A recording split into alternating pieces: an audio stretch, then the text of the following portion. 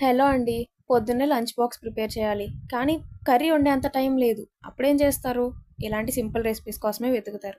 So, ఇలాంటి recipe అయితే మీకు ఈరోజు తీసుకొచ్చాను. ఇదైతే 15 నిమిషాల్లో అంటే కరెక్ట్‌గా 15 నిమిషాల్లో ప్రిపేర్ అయిపోతుంది. ఇదొచ్చేసి క్యారెట్ రైస్ ఎలా చేయాలనేది చూసేద్దాం పదండి. దీనికోసమైతే ఫస్ట్ నేను క్యారెట్ అయితే తీసుకున్నాను. దీనికోసం ఒక అరకిలో క్యారెట్‌నయితే తీసుకుంటున్నాను. ఎందుకు అంత ఎక్కువ అంటే నేను తయారు చేస్తున్న రెసిపీ అనేది ముగ్గురికి సరిపడా తయారు చేస్తున్నానండి. అందుకని నేను క్యారెట్‌నయితే ఇంత తీసుకున్నాను. ఇప్పుడైతే అరకిలో క్యారెట్‌ని చెక్కు తీసేసి బాగా చక్రాల్లా కట్ చేసుకొని మిక్సీ పట్టేయాలి. ఇలా మెత్తని పేస్ట్ లాగా అయితే చేసేసుకోవాలనమాట. కానీ ఒకటి వాటర్ అనేది మాత్రం యాడ్ చేయకండి. నేచురల్‌గానే దీన్ని అలా కట్ చేసుకోండి. తర్వాత 2 పెద్ద ఉల్లిపాయలనైతే సన్నగా తరిగాను. తాలింపు కోసం దీంట్లో నేను ఒక అర టేబుల్ స్పూన్ జీలకర్ర, 4 లవంగాలు, అలాగే ఫ్లేవర్ కోసం ఒక మరాఠీ మొగ్గ, ఒక యాలుక్కాయ, ఒక ఇంచు దాల్చిన చెక్క, అలాగే 4-6 వరకు మీ స్పైస్‌కి తగ్గట్టుగా మీరు అడ్జస్ట్ చేసుకొని తీసుకోండి ఎండుమిర్చినైతే. నేనైతే 6 వరకు తీసుకున్నాను. ఇప్పుడైతే ప్రాసెస్ స్టార్ట్ చేసేద్దాము.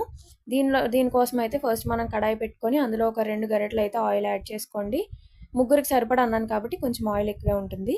సో, ఇందులో అయితే మనకి ఎండుమిర్చి తప్ప మిగతా అన్ని స్పైసెస్‌ని యాడ్ చేసుకొని ఒక్కసారి ఫ్రై అవ్వనిద్దాం.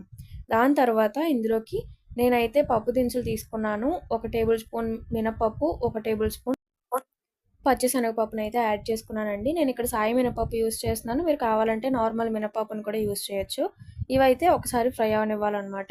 కొంచెం ఒక 2-3 మినిట్స్ ఇవి ఫ్రై అయిన తర్వాత ఇందులోకి మనం ఎండుమిర్చిని యాడ్ చేసుకుందాము. మాడిపోకుండా లో ఫ్లేమ్‌లోనే పెట్టుకొని ఒక 2 నిమిషాలు వీటిని ఫ్రై చేసుకోవాలి. ఆ తర్వాత ఇందులోకి మనం ఆనియన్స్‌నైతే వేసుకుంటున్నాము. ఆనియన్స్ కూడా ఎక్కువ ఫ్రై అవ్వక్కర్లేదండి. పింక్ కలర్‌లోకి మారితే సరిపోతుంది. అంటే లో ఫ్లేమ్‌లో పెట్టుకొని మనం ఒక 3-4 నిమిషాలు అలా ఫ్రై చేసుకుంటే సరిపోతుంది ఆనియన్స్‌కి. ఎందుకంటే ఇలా ఉంటేనే క్యారెట్ రైస్‌కి బావుంటుంది. సో, ఇలా చూస్తున్నారు కదా! ఇలా వచ్చిన తర్వాత ఆనియన్స్ ఇంకా ఫ్రై అవ్వకూడదు ఎక్కువ. అందుకని ఇప్పుడు ఇందులోకి మనం క్యారెట్ అయితే ఇందాక మనం పేస్ట్ చేసుకున్నాం కదా! ఆ క్యారెట్‌నయితే వేసేసుకుంటున్నామనమాట. ఇదొచ్చేసి బరక పేస్ట్ ఏం కాదండి. బాగా స్మూత్‌గానే పేస్ట్ చేసుకోండి. ఇక్కడ అడ్వాంటేజ్ ఏంటి అంటే క్యారెట్ తినలేని వాళ్ళకి కూడా ఇది నచ్చుతుందనమాట. ఎందుకంటే ఆ ఫ్లేవర్ రాదు. సో, ఇప్పుడైతే మనం క్యారెట్‌ని మూత పెట్టేసుకొని బాగా మగ్గించాము. సో, ఇప్పుడైతే మన క్యారెట్ టేస్ట్ అనేది మొత్తం పోయింది. ఏం లేదు. బట్ టేస్ట్ అయితే చాలా బావుంటుంది. ఇలాగే అన్నంలో వేసుకొని తిన్నా కూడా చాలా అంటే చాలా బావుంటుంది. ఇప్పుడు చూసాం కదండీ! ఇలా వచ్చిన తర్వాత ఇందులోకి సాల్ట్ యాడ్ చేసుకుంటున్నాము. అలాగే ఒక పావు టేబుల్ స్పూన్ వరకు పసుపు యాడ్ చేసుకుంటున్నాము. అలాగే నేనైతే ఇక్కడ చికెన్ మసాలా తీసుకున్నాను. మీకు అవైలబుల్‌గా చాట్ మసాలా ఆర్ స్టార్ మసాలా ఏదైనా అవైలబుల్‌గా ఉంటే అవి కూడా తీసుకోవచ్చు.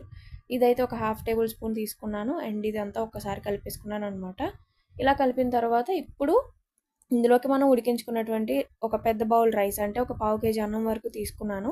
ఇదంతా కలిపేసిన తర్వాత ఒక అరచెక్క నిమ్మబద్దని బాగా పిండేసాననమాట. ఎందుకంటే ఒకవేళ మనకి కారం, ఉప్పు ఏదైనా ఎక్కువైనట్టయితే మనకి ఈ నిమ్మకాయ అనేది టేస్ట్ బ్యాలెన్స్ చేస్తుంది.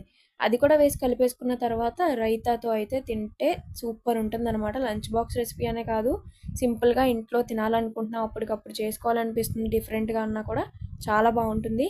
మీరు ఏ టైప్ రైతా తీసుకున్నా కూడా దీనికి పర్ఫెక్ట్‌గా సెట్ అవుతుందనమాట. సింపుల్‌గా అయిపోతుంది, ఈజీగా అయిపోతుంది. ఫస్ట్ టైం ట్రై చేసినా కూడా టేస్ట్ అయితే సూపర్ కుదురుతుంది. నాది గ్యారంటీ. సో, తప్పకుండా మీరైతే ట్రై చేసి మీకెలా కుదిరిందో కామెంట్‌లో తెలియజేయండి.